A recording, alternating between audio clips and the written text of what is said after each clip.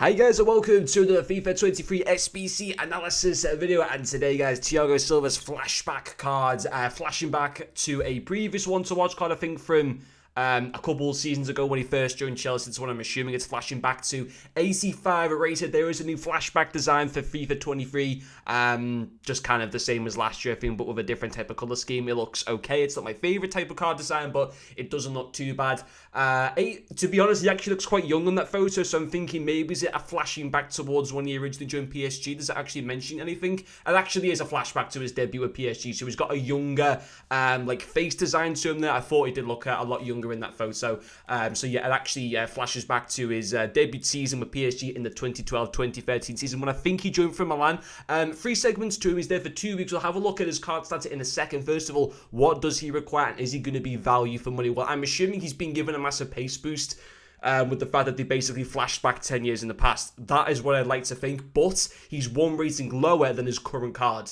So it'll be interesting to see like how some of his defensive stats change. So again, obviously the no chemistry being applied, which is fantastic. So 84 rated, 85 rated, and 86 rated. And the good thing that I like about this one that I noticed with the, I think it was with the Kessie one, like with the Kessie one, didn't you have to put in like an 88 into this one? Yeah, you had to put at least one 88 rated card into the 85 SBC, which I'm not a fan of personally, and I hope that they don't do that too often this year.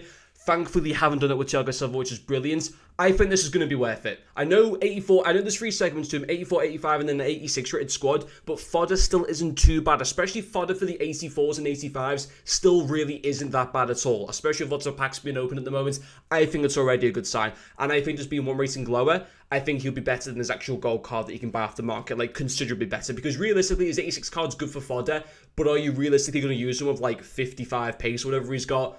No, you're not really going to realistically use him, but this one looks good. Power head is fantastic to have, of course, as a player. We'll jump into his player bio, though. No need to pay attention to his skill moves and to his weak foot. His defensive work rate is good with that medium-high. That's what you want. You'd rather prefer the higher defensive work rate. 6 foot for a centre-back is okay, I guess. I'd rather it be a little bit higher. I wouldn't want it to be any lower than 6 foot, but you can get away with that. We'll have to check his jumping, but it shouldn't be too much of a problem, the 6 foot in height.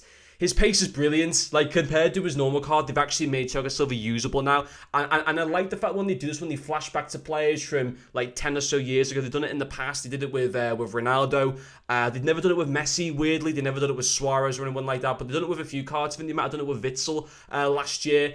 Benzema, of course, last year, and everyone loved that flashback card. No need to really pay too much attention to his shooting. His passing, as far as a centre-back, certainly for that long passing and short passing, is very, very good. His dribbling, as far as the centre-back goes, is also extremely good. You know, his reactions are nice, his composure's good. He's not going to feel clunky, or he shouldn't feel too clunky on the ball. And his defensive stats as well are also really good. Stamina, maybe not the best, but on the whole, and yeah, 90 jumping as well. That's worth it. 100% that's worth it. He is better than like 99% of centre-backs in the Premier League, despite getting a decrease on his 86 card. I want to actually see how some of his other stats have changed compared to that 86 rated cards, but I think he's instantly worth it, 100%. I think he'll work out around about a similar price to that Rashford player of the month card, which is not good value for money. He is good value for money. Now, I'd still argue that Van Dijk is still the best centre-back that you can get in the Premier League. Akanji's inform is still really, really good. You've got Varane there, of course, as well. But you compare him to that 86 Thiago Silva, far superior pace. He's actually been given more dribbling, only 1 less in defending, more physicality, more passing, more shooting. I don't understand how that's a degrade, a degrade in his overall rating, because his pace has jumped up by almost 30. His shooting has massively improved. The only thing that's actually been decreased is his defending to his 86 card, and that's by 1. So I don't understand how this 86 rated cards is higher rated than this one. This one should be theoretically based on far superior stats. Should be like an 87 or even an 88 rated card. So I don't know how they've worked out that, but he is brilliant. And you look at someone like Koulibaly, and Koulibaly is good, but the problem with Koulibaly is, first of all, his passing is not great.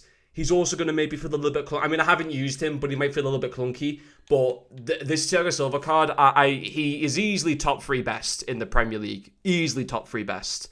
I would still argue that Van Dijk is the better one to go for out of all of them. Because his pace is just, you know, he's got far better defending and pace. But this Thiago Silva card, I'd probably slot him in as the second best centre-back that you can get in the Premier League right now. I'd probably rank Van Dijk first, then Silva, then Koulibaly. So, in my opinion, and for what he goes for as well, 84, 85, 86 rated, none of those... like minimum of 188 required to let the 86 rated squad or anything like that. No team of the weeks. Do I think he's worth doing? Absolutely. I think he is an absolute steal at that price. I could understand anyone wanting to do him because I think he's also going to have a long shelf life as well. He'll be usable for a long time in this game. I think that is a superb card. I really, really do. But anyway, guys, thank you for watching this video, and I will see you guys later.